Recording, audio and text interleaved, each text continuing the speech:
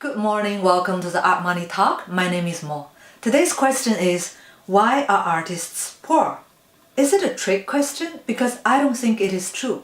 Okay, artists being poor or the starving artist is a common belief by many people. It is kind of a global well-spread stereotyping. However, I don't think it is true in any sense. It's just BS totally. I believe it is rather a mentality than a fact. According to an article published on ArtNet, the brain of an artist does not react much to monetary rewards. It sounds like being artist or being artistic is like a brain kind of illness or like a contagious disease spreading around to the world, making people, the affected individuals or the infected individuals, less sensitive to money. I don't think so. Check out this very interesting experiment carried out at Yale by two scientists, Keith Chen and Mark Hauser. They taught capuchin monkeys to use money. Not long after, those monkeys started using money to exchange for food and sex among themselves. If monkeys can understand and use money, so can we. I don't think artists are particularly poor. Think about it, we are all poor.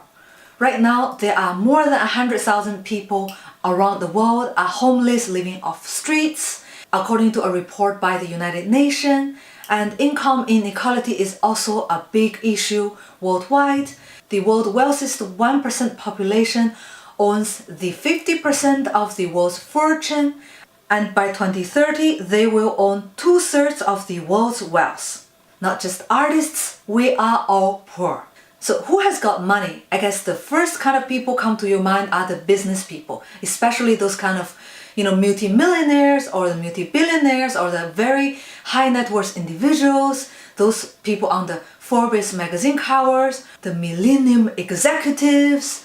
But most of the startup entrepreneurs, they are poor. They have to invest a lot of money in their businesses before they could even get money out of it.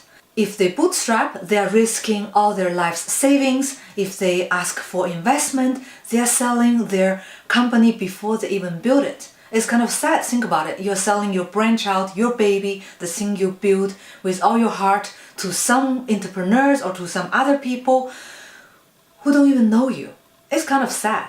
There is a 90% chance that they will lose everything, they will fail after 18 months of hard work, and when they start again, they start with debts.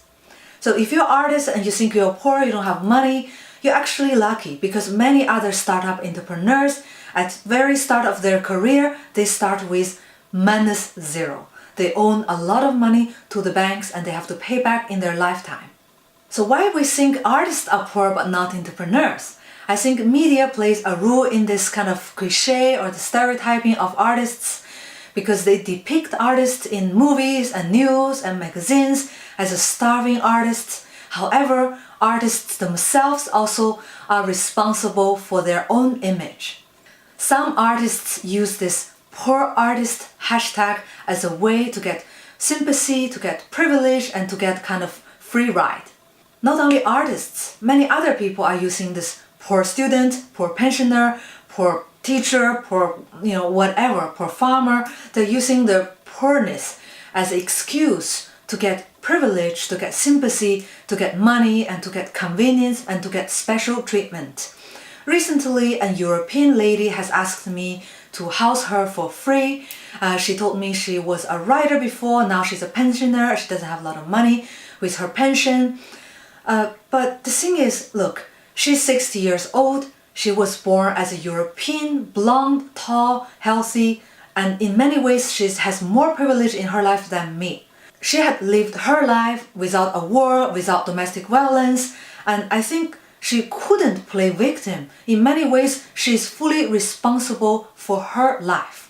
If she has no money at 60, perhaps she has done something wrong or she didn't do something right in her life. Although as much as I would like to help her, I don't think it is my responsibility to house her, to feed her, or to babysit her. I have other responsibilities and I have a mission in life that is to help artists, to help young artists succeed in life. Perhaps I couldn't carry more burdens than I already have. If you're an artist, it's a privilege already working as an artist, doing art. choosing an artist career, it is your choice because you enjoy it. Just by being an artist doesn't mean the world owes you, especially not individuals owe you.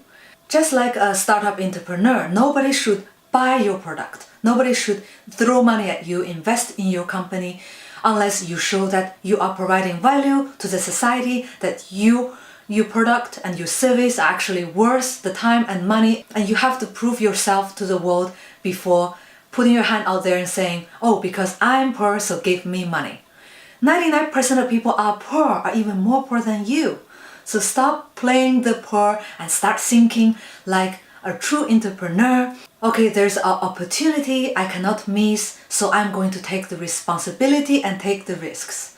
If you need money, ask for financial help to your local banks and take a loan and pay back with interest.